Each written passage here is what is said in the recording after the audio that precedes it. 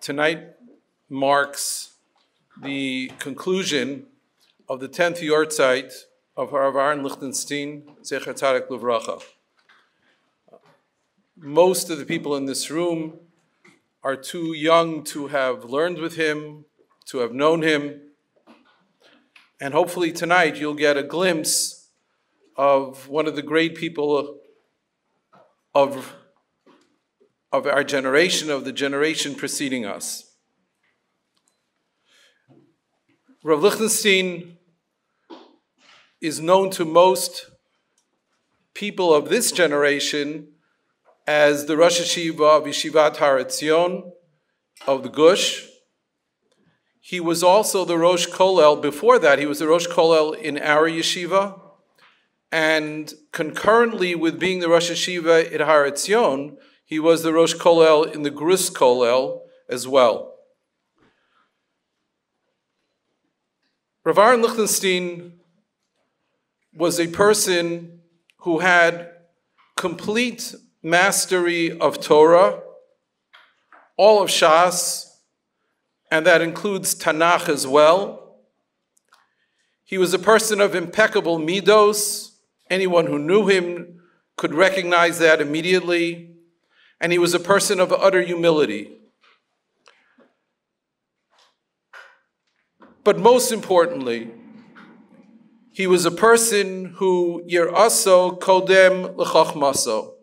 He was a person of amazing yirah shamayim, and when you were with him, you said to yourself, I doubt I will ever know another person with this level of yirah shamayim.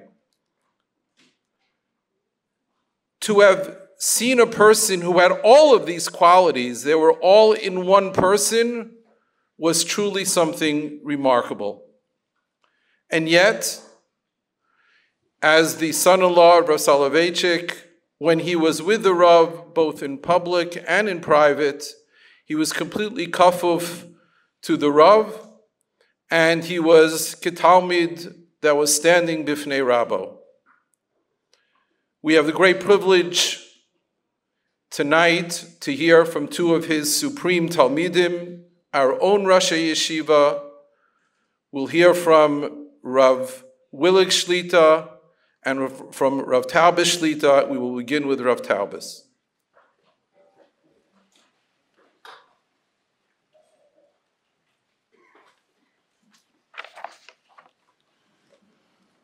Brishus of Willig Shlita, Rachman Shlita, Cohen Shlita, Simon Shlita, I don't know if there are any other rebbe Rosh Yeshiva here, Moran Rabbanon.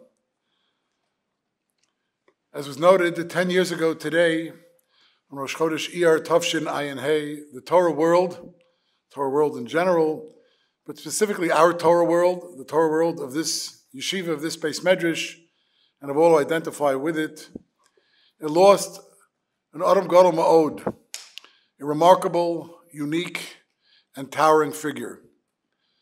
Rav Aharon Lichtenstein, Zecher Tzaddik Livracha, was much, much more than a prominent Rosh Yeshiva and Magid Shir, a profound and deep thinker, and an impeccable gentleman reflecting unmatched shleimus of character. He was, to use a Latin phrase, the likes of which he would sometimes use, he was sui generis. For those of you who are not up in your Latin, what sui generis means basically is he was one of a kind, yochid b'mino. I'll just try and share a little bit, some zichronos this evening, personal zichronos, and others which I heard from other people, making every attempt not to be guilty. The Gemara in Yevamos and Daf Ayin Hey speaks about someone who's masbid, Talmud Chacham, Shalok Halacha. I'll do my best. Rav Lichtenstein Zechron Livracha was an astonishing combination of at least three incredible characteristics. One, true godless in Torah. When I say godless in Torah, I mean all aspects of Torah. He learned and delivered the same style of rigorous and analytical shiurim in Zraim, Kodshim, and Taras as he did in the more traditional yeshiva Sidorim of Moed, Noshim, and Ezekin.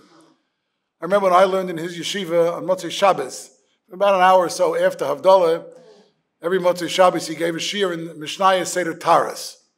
We were learning Kalim at that time. And I confess that I often didn't understand exactly what he was teaching us.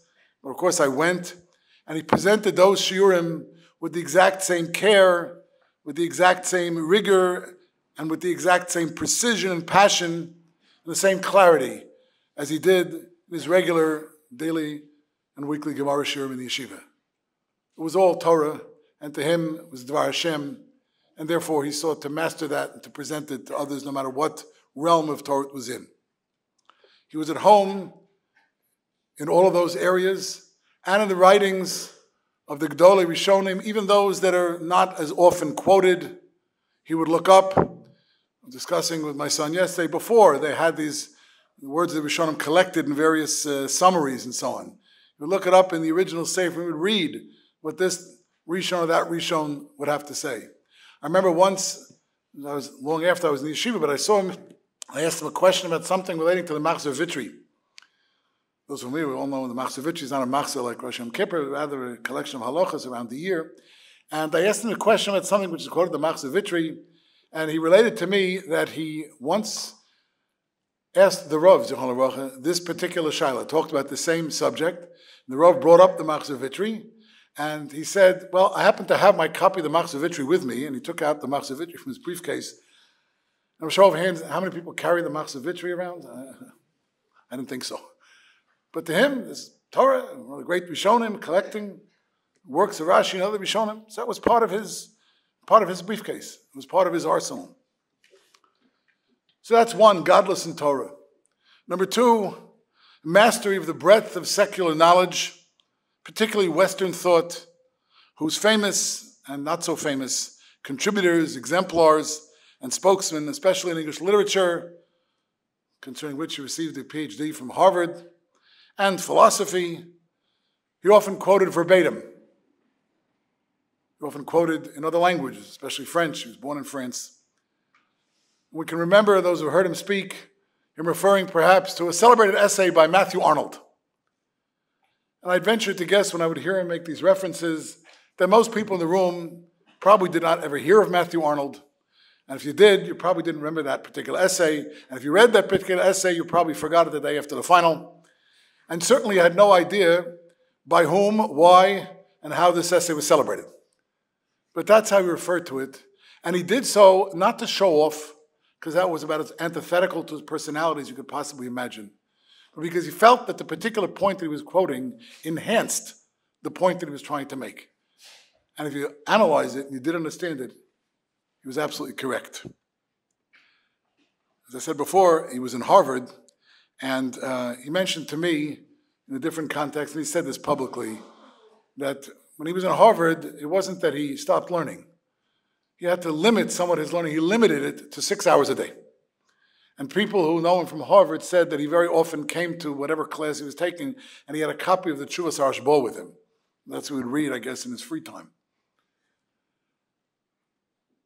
He mastered English literature, and I heard a story years ago, reported about some professor, I think in Columbia, who was analyzing something in a passage by Milton, and he said that he came across three people that could explain this particular passage in Milton. Two of them were professors somewhere, and the third one was some guy Lichtenstein who was in the field years ago. We don't know whatever happened to him. Whatever he ever make of himself. Where did he ever go? The third thing, besides the true godless in Torah, in all areas of Torah, breadth of worldly knowledge, was also, as Rav Turk mentioned before, his impeccable midos. As far as I'm concerned, an unparalleled refinement of character, dignity, the highest moral standards. And indeed, Yiraso Kodemis L'Chochmaso.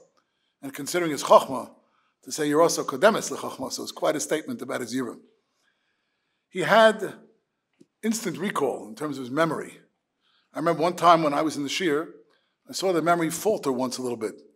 A Bacher in the Shir was himself an Eliyashiv fellow, raised a question, and Rav Lichtenstein stood for a moment and thought, because the boy quoted a Gemara, and Rav Lichtenstein said, "Where's that Gemara?" So the Bacher answered in Shabbos. He said, "Oh, right." And he opened up to the Gemara right away and read it inside the 157 blot in Shabbos. Right? But as soon as he heard the then he had that instant recall.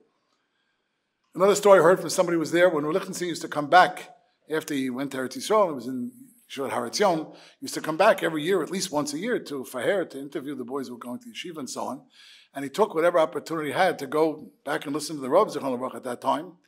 And I wasn't in the Rav Shir at that time, but I heard from somebody who was there that the Rav was saying over a particular sugya, and the Rav said, once, many years ago, I gave a shir, and I showed how this kasha can be answered in several different ways, 6 different ways, and so on. Does anybody know what I said back then?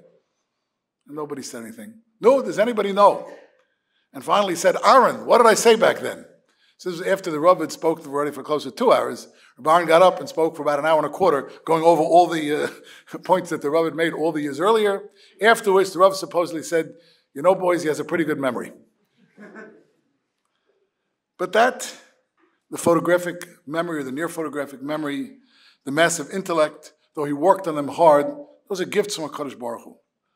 The Midas Tovos, to some extent, come naturally, but require ongoing, continual work. And that's what he engaged in. He made sure that his Yirah Shamayim and all that Yirah Shamayim represents comes first. And so you saw there a man of exquisite conduct who radiated, as Rav Turk mentioned, he radiated Yirah Shamayim. And you looked at how could a person be like that? But that's how he was. But he put effort into it. He would report that he had to work on it. And he supposedly told somebody, I had to work harder on that than I did on my shurim. But that's what he put his efforts into. If you saw him daven and answer Yehei Rabbah, they say that, again, it's well before my time, that he used to read Megillas Koheles here on Shabbos Chol Hamoed Sukkos. So Cohen is nodding here in the Beis Medrash, not in this Beis Medrash, but in the so-called old Beis Medrash, official Beis Medrash of the building. And he read it with so deliberately. It took over an hour to read Koheles. Not sure if all the Talmidim Balabatim appreciated that, but he read it with such power. When he came to the end, Sov Dovar Kol Nishmas Elokim Yeroves Mitzlos of Shemor. It shook. I wasn't zocher to see it, but the Beis Medrash, it sitted when he read it. You saw him daven and say Shman and answer Kaddish. You saw his diktuk and mitzvahs. I remember one time, more than once, in the lunchroom of the yeshiva, before lunch, so you'd see him by the Netil Sedayim area washing, and he was just being so careful to dry his hands. I'm just watching, so careful to dry his hands. Then after I found out that was drying his hands before washing, because of those shitas that you can't have any drops on your hand and so on and so forth. So he was impeccable in terms of his commitment to mitzvahs. And when you saw him stam, his politeness, his self-effacement, and it wasn't only in the presence of the Rav. He was just not a person who showed off. It wasn't part of his makeup. I mentioned yesterday in a different get-together, there's a story that some people were walking in the halls of the yeshiva, not in the yeshiva, already in Eretz Yisrael, and there was a boy, one of the Bachim, was named Aaron. And his friend said to him, Aaron, do you have an extra pen? And Rav Lichtenstein turned around and was, oh, I'm sorry. No, not you. He wasn't talking to Rav Lichtenstein. He was talking to the other boy. But okay, someone said, Aaron, that's my name. I turned around. He was very self-effacing. My chavrusa, when I learned in Eretz Yisrael, my chavrusa had gone to a more yeshivish type of high school. Went to a more Haredi type of high school, so-called black hat yeshiva. And he was thinking of going to Yahrzeit TheGush because his father had known of Lichtenstein from their YU days and so on and so forth. So he came to the office was somewhere in Midtown Manhattan that day for his faher, for his interview. And he walked into the office and he was expecting, coming from the background he was coming from, a man with a long kapota, a long beard, a big hat, And when he came into the room, there was a man with a regular suit and a clean-shaven face. And he started asking him questions. And he thought, my chavrusa told me, he thought this is the guy, the office manager. He's the taking care of all the clerical things about the application. And afterwards, they'll bring him into the room to meet the Rosh Yeshiva. Until the conversation went, oh, this is the Rosh Yeshiva. And he realized from his interview, as I recall my interview too, which I had prepared for in my time, I didn't really understand the sugi at all until he started to go through everything.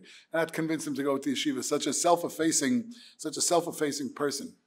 When he came to Eretz Yisrael, so like everybody else in Eretz Yisrael, in the heads of the yeshivas, he had to spend time in the army. So his partner in Yeshiva Rav Aharon Lichtenstein, Zichron Baruch, had arranged him to be, those who are familiar, you have on military bases, you have a Rav who's in charge of the minyan and so on and so forth, and taking care of other things. So this is a day well before cell phones, obviously. So Rav Lichtenstein went to serve his week and a half, or whatever, his 2 weeks in the army. And sometime in the middle of the program, Rav Michael was able to reach the head of the base, and so on. They put Rav Lichtenstein on the phone. And Rav Michael asked, how's it getting? How's it working out? How are you getting along? And so on. And they're talking. And suddenly Rav Michael, I heard this from Rav Michael, and many people heard it from Rav Michael, heard some commotion in the background. And Rav Lichtenstein said, I'm sorry, I have to go now. They're calling me back to finish scrubbing the pots. And Rav Michael said, say that again? They're calling me back to finish. What? Get me the commander of the base immediately. And he got on. He's not supposed to do. You know who this man is? Not supposed to be scrubbing pots in the kitchen of the army base. But Lichtenstein didn't think twice about it. They came. They didn't realize it was something. They assigned him to, what do they call it, the KP duty, whatever, kitchen patrol duty. Okay, that's what he's going to do. Again, completely self-effacing. Torah Gdula b'mokom echad, like the Gemara says in Gittin Adaf Nun Tes.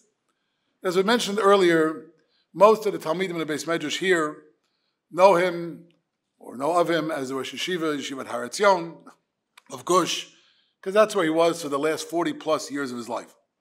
But before that, he was a rebbe in Rosh Yeshiva here in our yeshiva, and he was the Rosh Kollel before Rav Shechter. I believe Rav Willig was in the Kollel.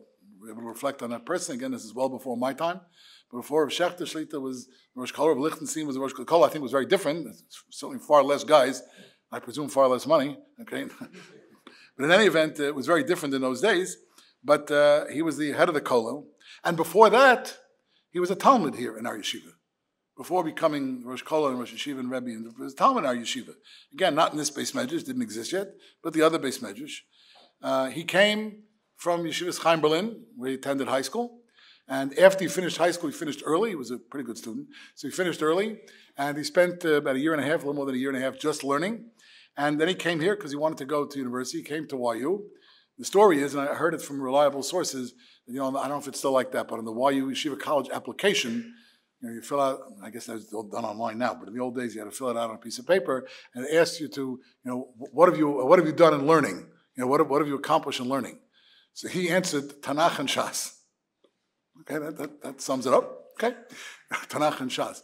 And supposedly they weren't sure what he wanted to go to the Rav Shir, and at first they were hesitant. The guy coming in from outside, who knows who he is exactly, and he was able to convince them somehow that give me a chance, and if it doesn't work out, I'll go to a different shir. But that was his, Tanakh and Shas. That's what he wrote on his YU application.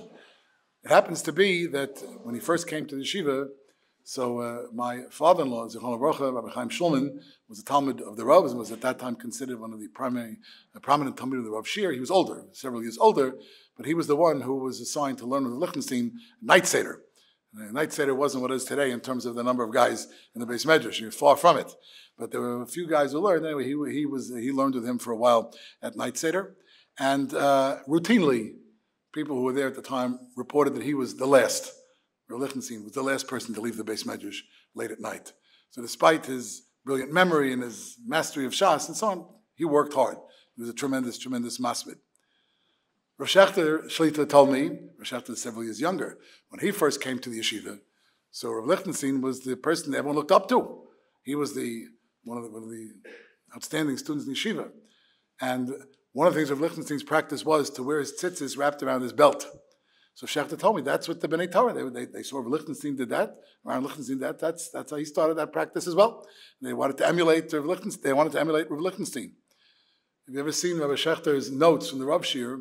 So Shechter, of course, recorded everything from the Rav, but sometimes he would put in, when somebody from the Shir asked a kasha, so you sometimes see in Rav Shechter's notes, handwritten, I think, Reish Aleph Ches Reish, Reb Aaron Chassan Rabbeinu, right, asked the following kasha, gave the following teretz and so on. You see that sometimes from every so often in Rav Shechter's notes, Reb Aaron Chassan Rabbeinu, because of course he was not only a Talmud of the Rav, but he married the Rav's daughter, Rebbe Tova. She should live and be well, and of course had opportunity not only being the Rav Shir, but of course being the Rav's family, and eventually he was the person who was in charge of the Rav Shir in terms of saying the Chazor Shir and so on and so forth.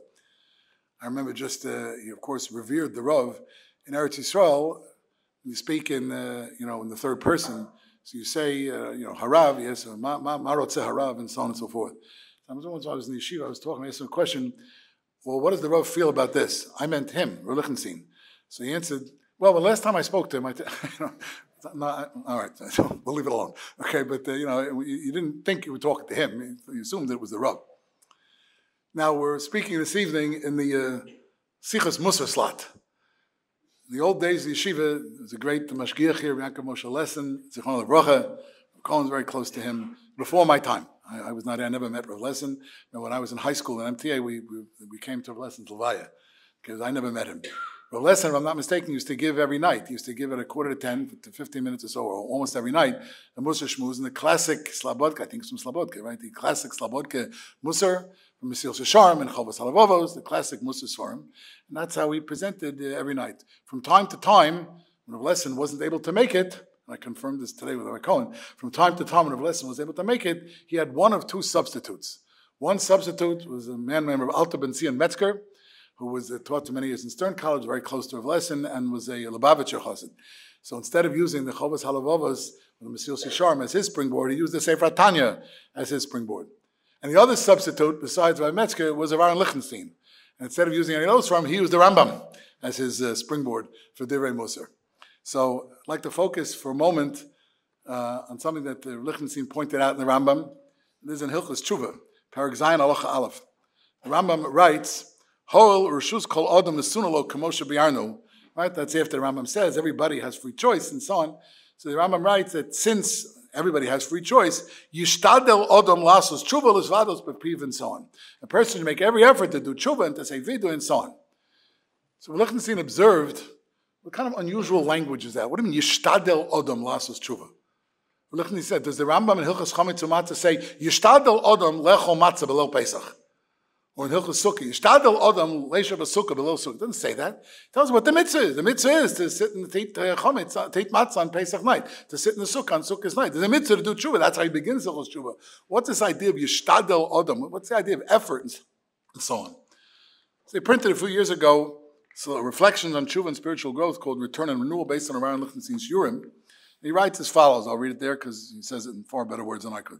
The Rambam's injunction to strive to do tshuva, that's yishtadel, to strive to do tshuva, throws down the gauntlet before us. Presents us with a challenge, right?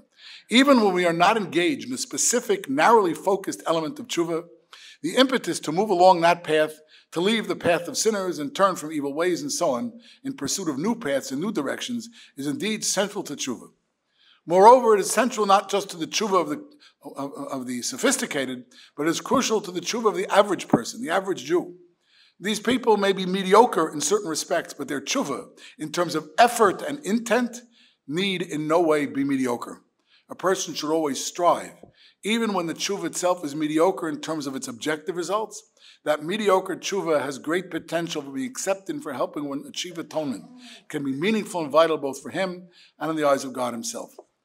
And I would just add that this idea of yishtadel, of striving, of making effort, was something which simply typified who he was.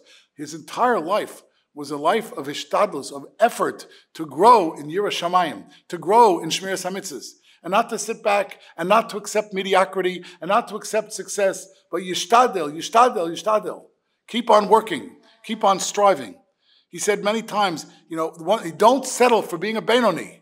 Sometimes, okay, a person does his best, you're a Benoni, but don't settle for mediocrity. Strive. Rav Aharon was not a person who hated or despised things. But one thing he said he despised was laziness. Laziness, atzlanos. He said, not the atzelim. I don't despise the people who are lazy. I despise the characteristic of atzlanos. There was no atzlanos. With him, he lived and embodied Shivisi Hashem lenegdi somid. As was alluded to before, it's as if he was constantly in the presence of HaKadosh Baruch Hu. He always saw Shivisi Hashem lenegdi somid, his precision in mitzvahs and his desire to improve. This past week in Parsha Shmini, we read about the mitzvah of Mayim Achronim, according to the Gemara in Brochas, V'skadishim v'skadoshim, v'sim kadoshim, at the end of Shmini, the idea of Gemara Darshans at Elam Mayim Rishonim, Elam Mayim Achronim. So not everybody is makbid about Mayim Achronim, Acholkas Tos, in the Rambam, whether it applies today or not, and so on. Rav Lichtenstein was always makbid on Mayim Achronim. And he once told me, I believe he said this publicly also, that was a quote-unquote chumrah that he took on when he left the yeshiva, left YU, to go to graduate school in Harvard. Because he felt that he was leaving the walls of the Beis Medrash. He was leaving the Dalet Amos Shel Halacha to go to, for what he thought was a proper purpose, to go to get his degree and so on. And as I said before, he still managed to learn 6 hours a day, but he felt he had to take on something else that he hadn't done before to give him chizuk. It wasn't going to be in the confines of Beis Medrash. He mentions in personal reflections that at that time he was able to go to the Rav, and he learned with the Rav's family and so on. And he once wrote him, it could be that I accomplished more than I would have accomplished back in the yeshiva, but sof kol sof, he wasn't going to be surrounded by the Dal Amos Shal Halacha, the Beis HaMedrash, so he took on a chumrah of Mayim Achronim. Shivisi Hashem lenegdi samid. And his relationship with other people. I heard a story from someone who's related to me through marriage, that's why I know the players. That the number of years before he passed away, he was at a chasana, and he found out that a certain woman whose name he knew, whose maiden name he knew, who he hadn't seen in many, many years, was going to be at that particular chasana. And he asked this individual, who's essentially related to me through marriage, to, this and this person, he knew again it's part of the same family. If you see her, please introduce me to her. Strange. What was going on? When Rav Lichtenstein and his family first came over from Europe, so they originally were in Baltimore, Maryland for a time. And when Rav Lichtenstein started, whatever was kindergarten in the school in Baltimore, so his mother dressed him up like a European child. He had the suspenders and the shorts and the high socks and whatever, like in Europe. You can just imagine how the other kids, when he walked into the kindergarten in Baltimore, felt about him and made fun of him. And this woman, who was then a little girl in the class, was very kind to him and spoke nicely to him. And then, he moved away. More than 70 years later, he wanted to make sure to express hakaras hatov, that this woman treated him, there was a little kids, so many years earlier. He felt that he had to express hakaras hatov to her for not, for like taking his case and not letting the other children tease him. And as I said before, he exemplified and stood for hard work in Avodas Hashem. In the beginning of this week's Sedra, we read Parshas Tazria. So, the Chazal, the Medrash quote the juxtaposition of the end of Parshas Shmini with the beginning of Parshas Tazria.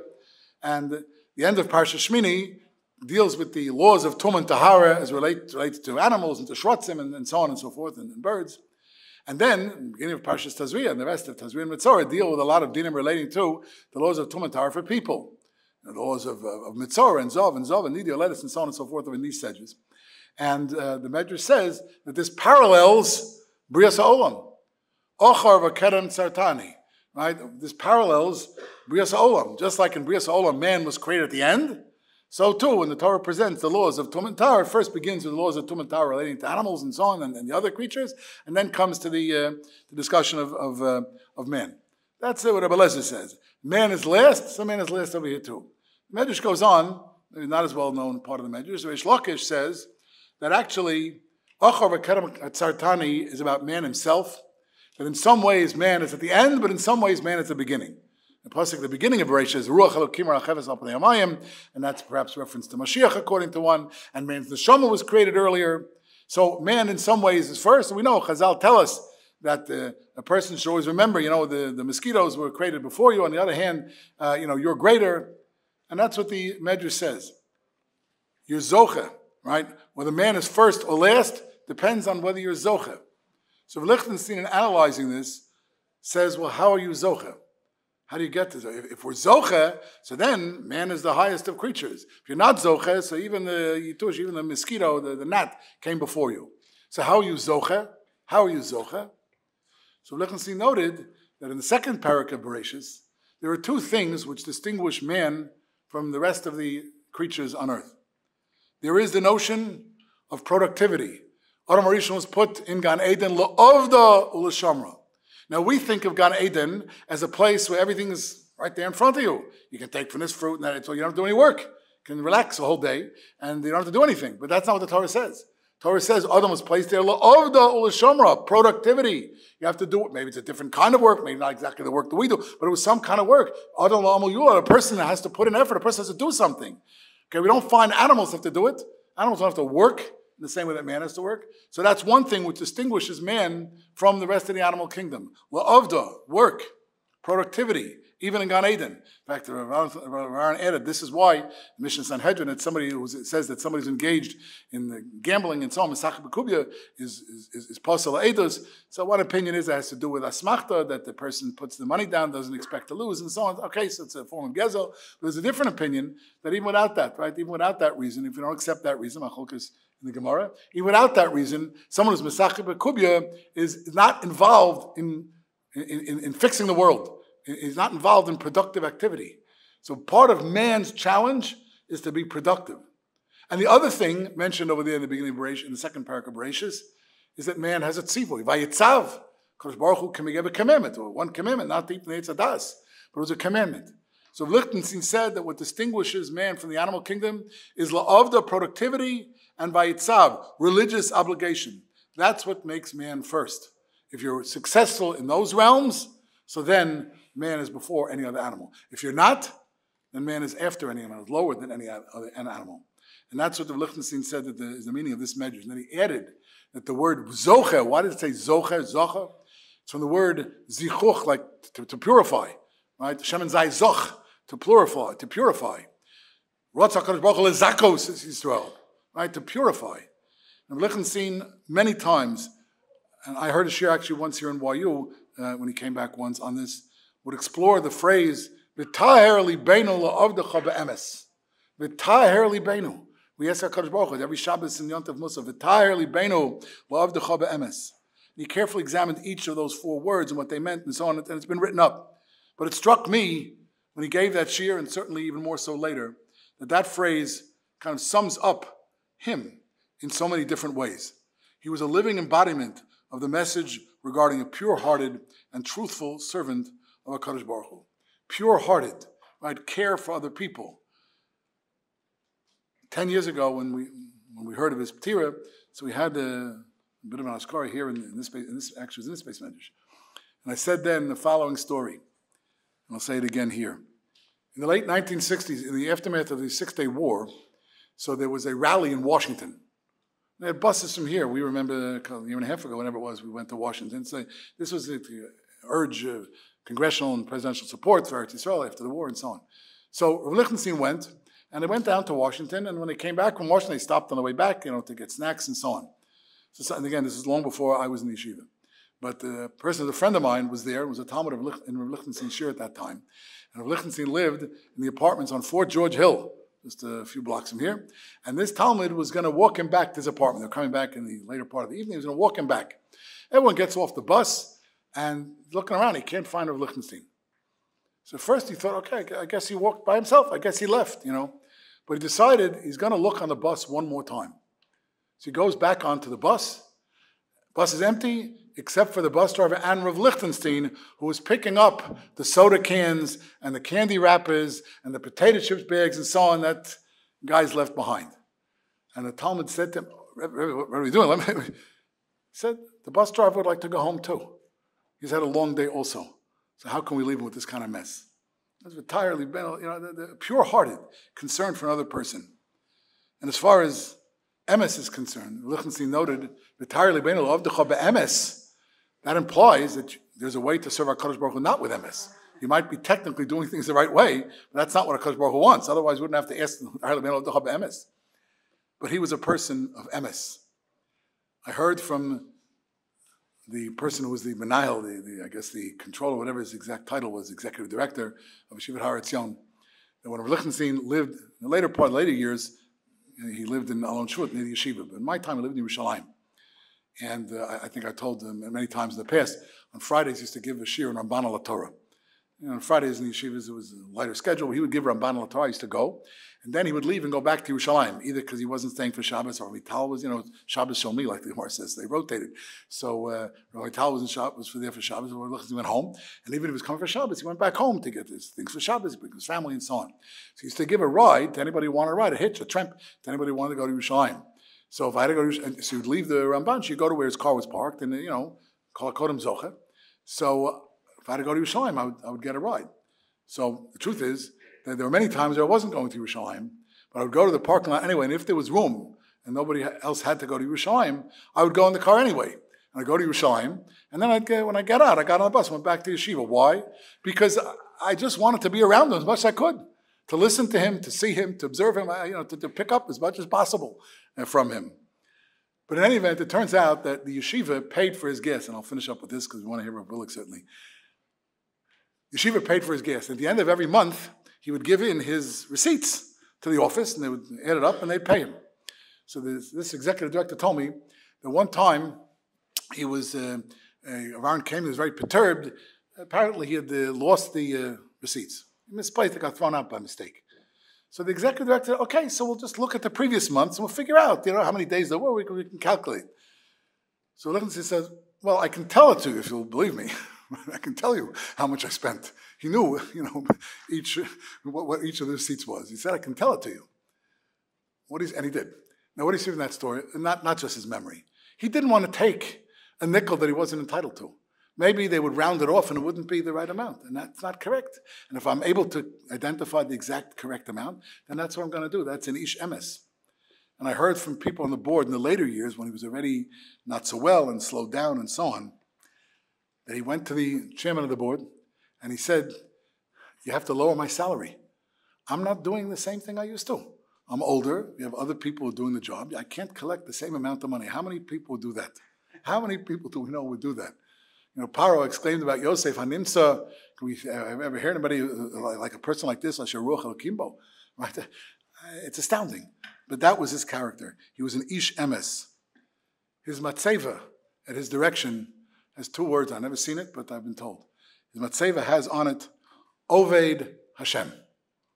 That's what he wanted in his matzeva. By the way, not Eved Hashem, because he said that implies that I've already reached the level. But an Oved Hashem goes back to, we talked about striving. He was an Oved Hashem with purity of heart and with truth. And I consider it a great schus to have been Talmidav Shel Aharon. Yehi Zichro Baruch. Thank you very much.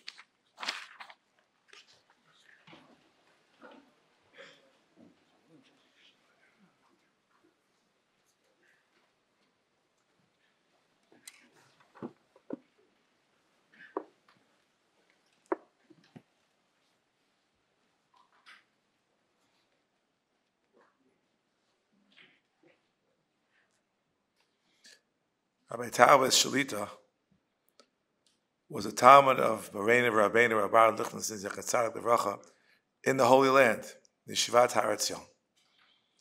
I was privileged to be a Talmud of his here in our own yeshiva.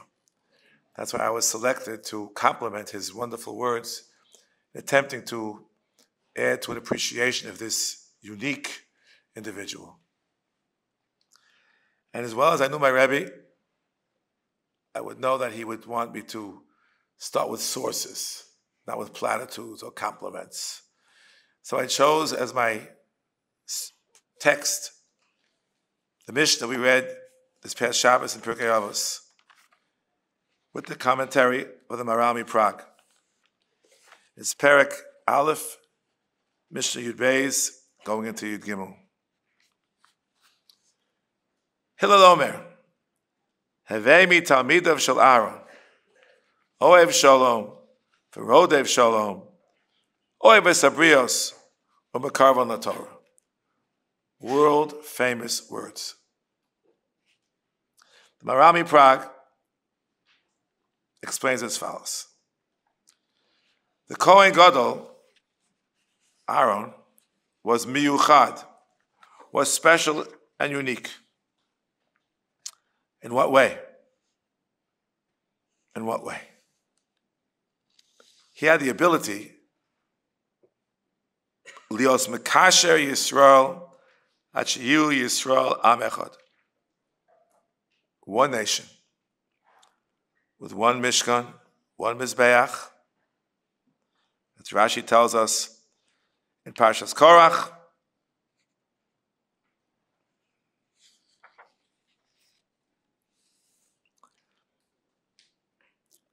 Kulach hamachtos, b'darkei hagoyim yesh timusim harbe, komrim harbe, kulam eskapsim b'bayis echad.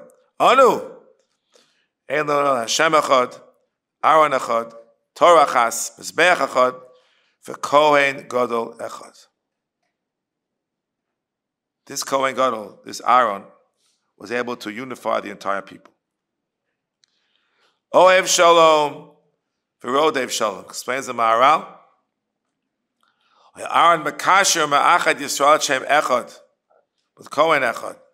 Rodev Shalom ben Ishu ben Chavero, Shlo Yiyu Mechulakim b'Machlokes, Rak Yiyu Am Echad.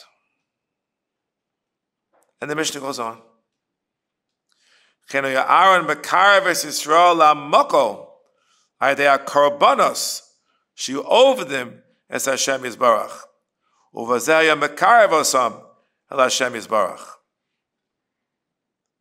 Korban from the word karov. Mekarev la Torah.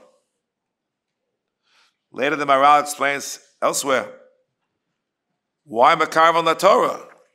Should say mekarev la Hashem. These are his words. The only way to come close to Hashem is only through Torah. Yosaroyal is Davibo Yisborach Rakayosher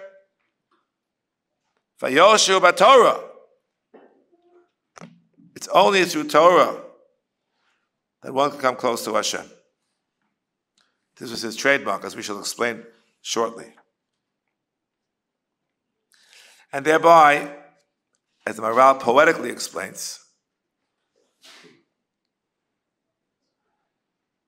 Iku Madrekas Aaron, O says Shalom Legarmi Ba'olam, Shalom Ben Ish Uben Chavera, V'chen she's Shalom Ben Yisrael Uben Avim Shabashamayim, Uvazeh Hakol Shalom. What does it mean? Ohev Shalom V'rodev Shalom. What are those two words? Explains the Maharal. Ohev Shlo Yavo Machlokes Ben Hanoshim. V'rodev Shalom Shimba Machlokes Yirdof La'asos Shalom. V'sham Tzorach Redifa Ad Shem Machzir Osam L'Shalom. V'darach V'shum Aruchak Tzorach Redifa Achrav. How to run. Run to try to achieve Shalom. Chazal tell us in Yerushalmi Peah, Aleph Aleph, Bakei Shalom b'mkomo, v'rodfeyo b'mokom acher. Which means, as it's quoted here from the Chofetz Chaim, in Shmiras HaLashon, Shalom be'eis machlokas. When is the machlokas? You have to know to be quiet. Maharal goes on to explain that Shalom is such a high level. Hashem's name is Shalom. Gemara in Shabbos. You shouldn't say Shalom in the Beis HaMerchatz. Inyan Kodesh Alakol. It's not even Mitzad Olam Hazeh. You know Maharal speak. And therefore Tzorach She'nasa B'Redifa, not B'Shehiyah V'Iku Zman. Not just rodef to a different place, but do it, run. Run quickly. Quickly. You have to run. And Maharal quotes famously, Ushmartem es hamatzos, mitzvah bal yotra tach mitzena. Don't say matzos, but mitzvos. Because mitzvos have devarim elokiyim. They are godly, they're divine. You can't do it b'shehiyah v'yikuv zman. Oh no. You have to do it, you have to run to do it. Run, run, run quickly. And finally, as Maharal explains, Ubeshvil she'oev es Hashem, oev es briosov. Those are his words. May I add my own small addition? That's not just oev es briosov, but also as Chazal say, and v'yahavta es Hashem Elokecha, ahaveu ala brios. Not just that you love them, but you want that the love they should have for Hashem should be stronger. You express your love to Hashem by wanting others to love Hashem. And this requires, as was mentioned before by Rabbi Taubes, shiflus ve'anava, like Aaron and like the Tana is calling him Hillel. This reminded me of the words of the Ramban in Parshas Korach, that Aaron, it says in the pasuk about Moshe Rabbeinu vayipol al ponav, but the previous psukim referred to Moshe and Aaron of the targets. Aaron being the primary target. He wanted to become Kohen Gadol himself. These are his words.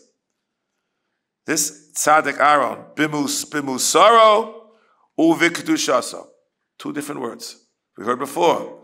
Musar, impeccable character refinement, and kedusha, unparalleled sanctity. Lo ana davar b'chol machlokas hazu. Was silent. Vayike machrish, he was silent. Uchemode shemalas korach gedol mimalaso. Yeah, Korach, you think you're better than me? You're right. What can I do? I'm a kaim gzeres Hashem.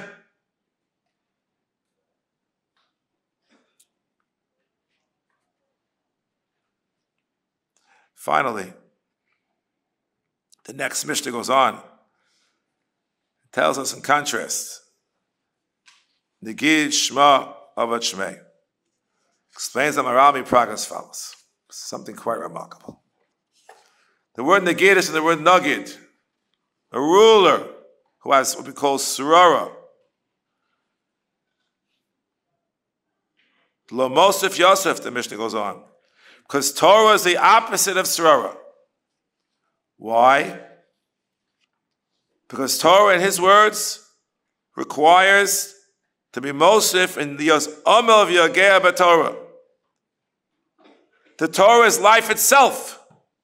The Torah is life itself. And as a result, remarkable Gemara, Masech Yevamos Sadivav.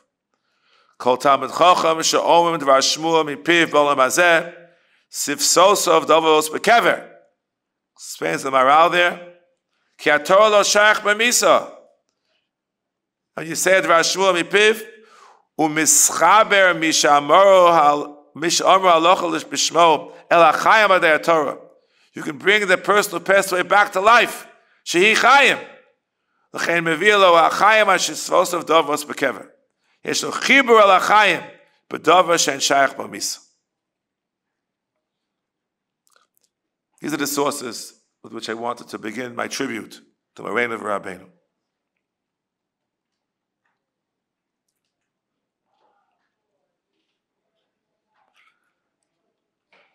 Rav Aharon understood quite well. To come close to Hashem can only be through Torah, and not superficial Torah, not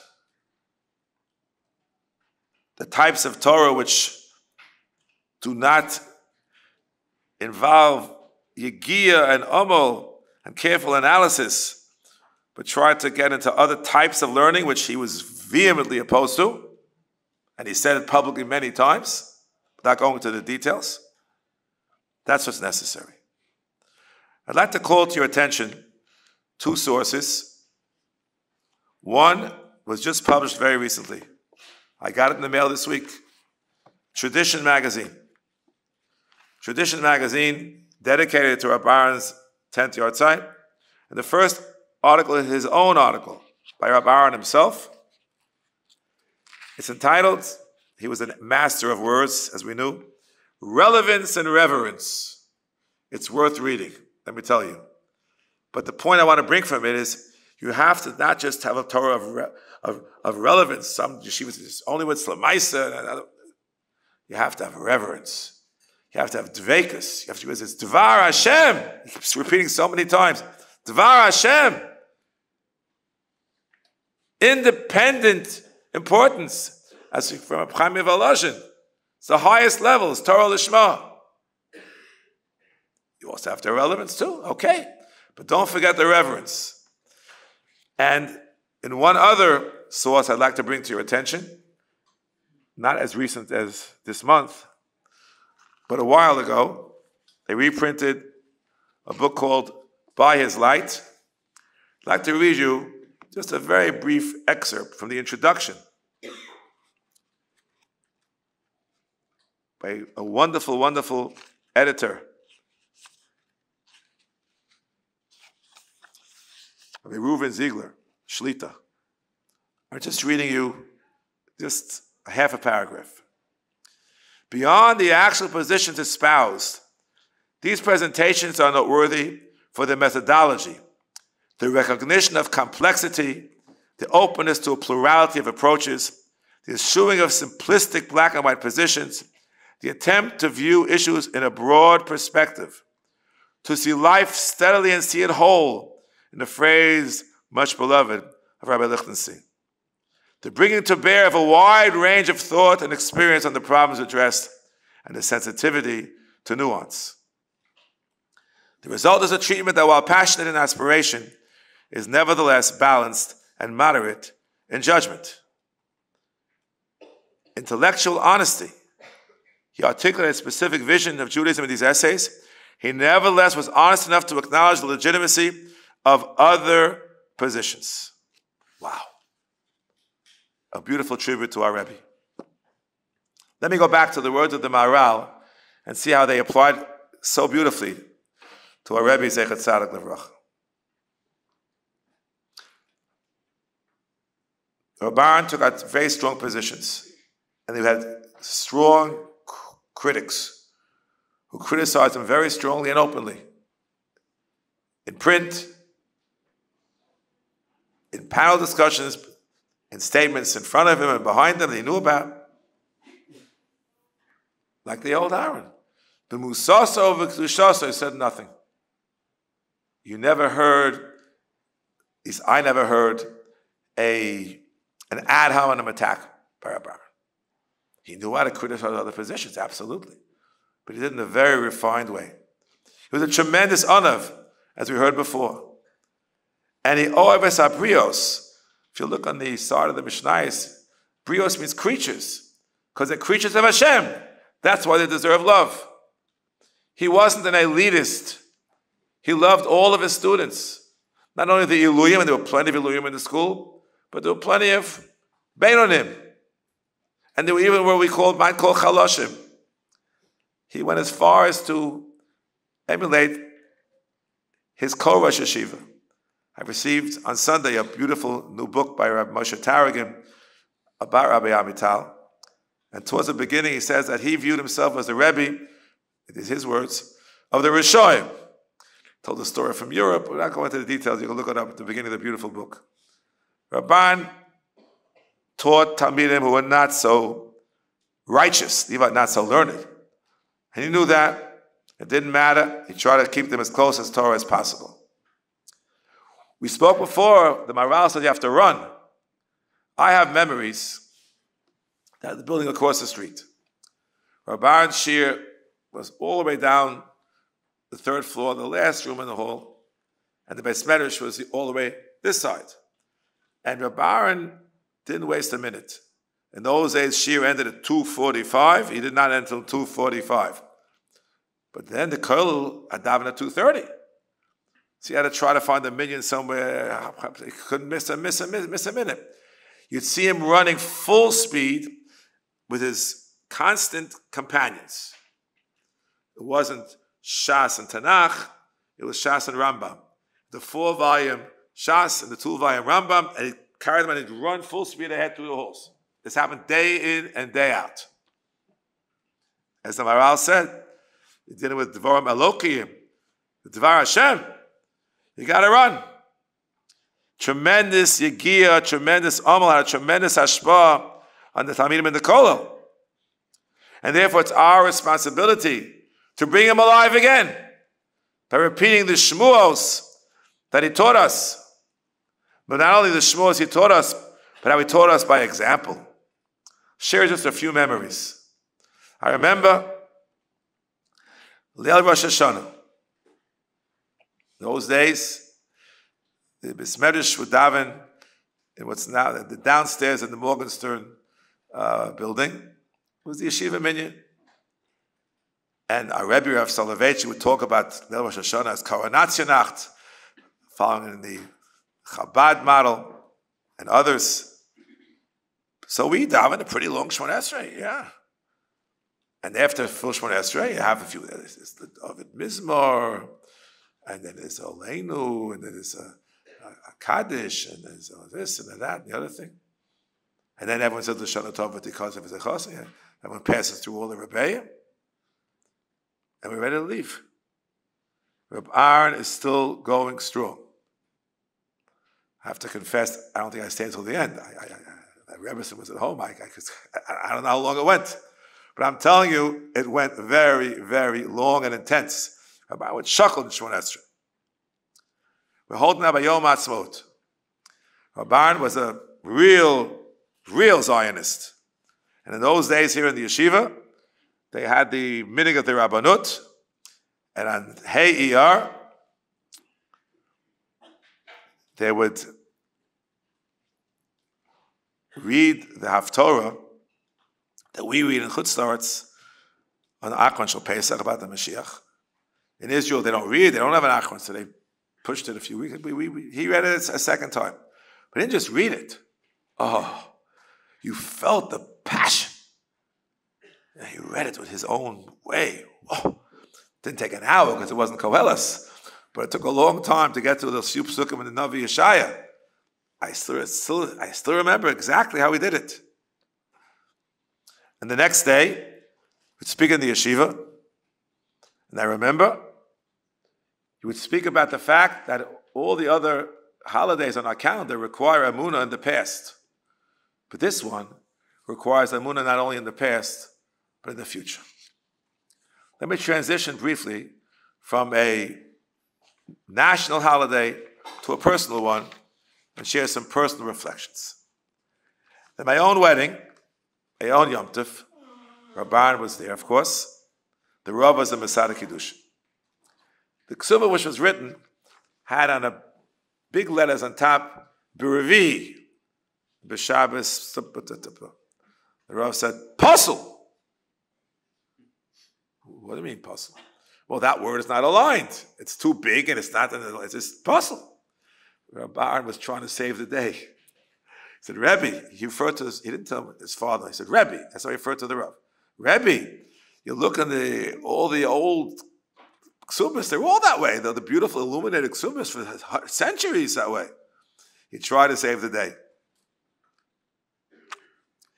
He came as a wedding present. We heard it from before. A tshuvas or rashba. I guess he expected me, even though I wasn't going to Harvard, to walk around with a tshuvas or rashba to try. What this means, it was a compliment. Didn't buy me a Mishnah Berurah. Bought me a tshuvas or rashba, which I still use to this day. We should get the new one now, but I'm still using the old one.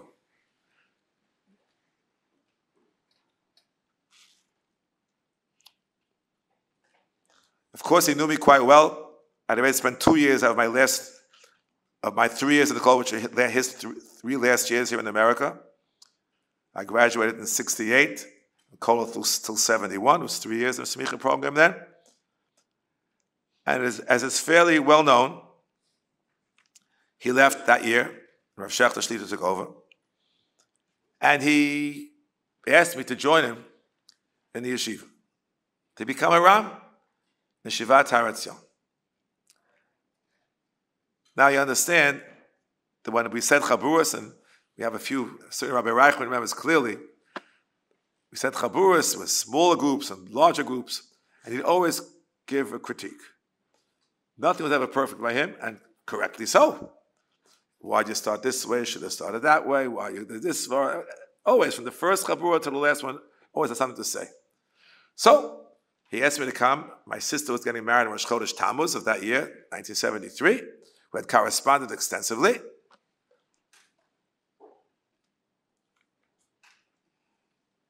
Say a Chabura. So I said a Chabura. He was there, and Rav Amital seemed to be very happy with my Chabura, but Rav Aharon had a critique. Why'd you start this way? You should have started that way. Nonetheless, they offered me the job on the spot, and Rav Moshka told me he was going to live over here. It was just started. It was still in caravans at the time. What happened? This great man that I knew for so long, I was a Talmud in his actual shir only in the summertime.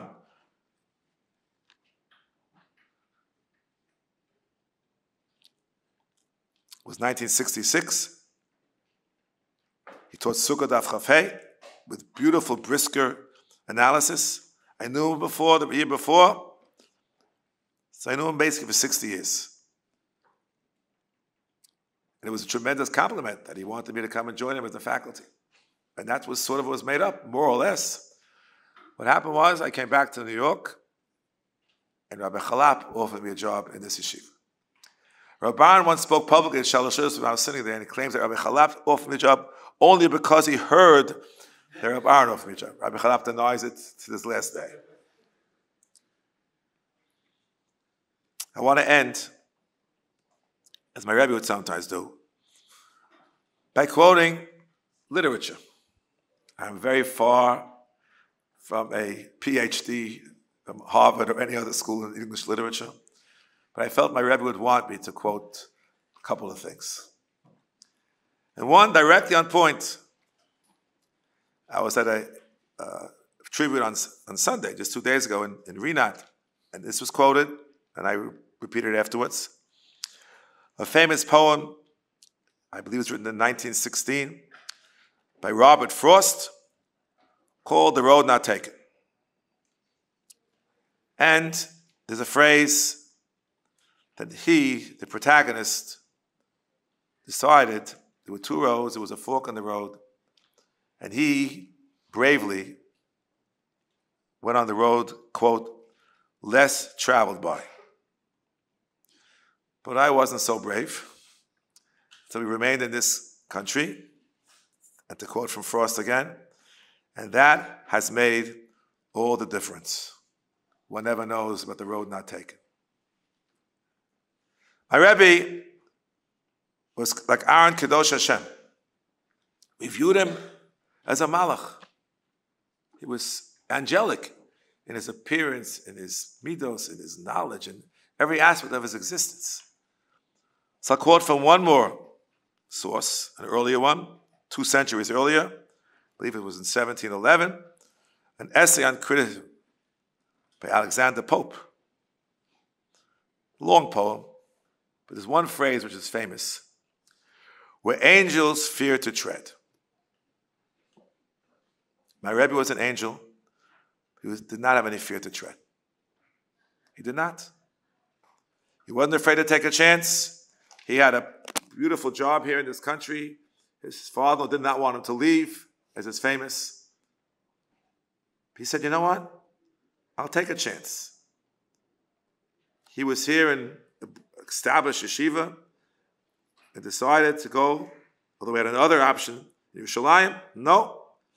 He wisely decided to join up with Rav Amital in a bunch of caravans. But that wasn't his only not fear to tread. He took many, many powerful and principled stands in the 40 years there was Rosh Yeshiva in Yahrzeit.